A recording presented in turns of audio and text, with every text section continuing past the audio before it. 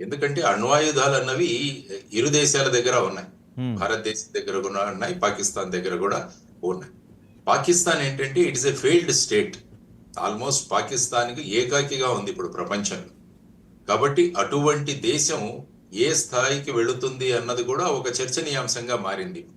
ఎందుకంటే మనకు పోయేదేముందన్న భావనలు కూడా వాళ్ళలో వ్యక్తమవుతున్నాయి.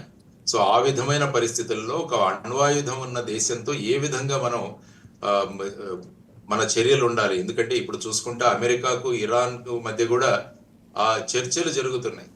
లేకుంటే ఎందుకంటే ప్రధానంగా ఇరాన్ దగ్గర కూడా అణ్వాస్త్రాలు ఉన్నాయి కాబట్టి అక్కడ అమెరికా కూడా దుందుడుకు చర్యలు తీసుకోకుండా వాళ్ళతో చర్చలకు పిలుస్తున్నారు. సో ఇటువంటి పరిస్థితులలో మనం ఏ విధమైన స్ట్రాటజీని అడాప్ట్ చేయాలి అన్న దాని గురించి మనం చర్చించాల్సిన అవసరం ఉంది. ఎందుకంటే ఎప్పుడు కూడా పాకిస్తానే జనరల్ గా అగ్రెసివ్ గా ఉంటుంది. మనం ముందు చూసిన విషయాల్లో కూడా వాళ్ళు ఏదైనా చేసిన తర్వాత భారతదేశం దానికి రియాక్షన్ ఇస్తూ వచ్చింది.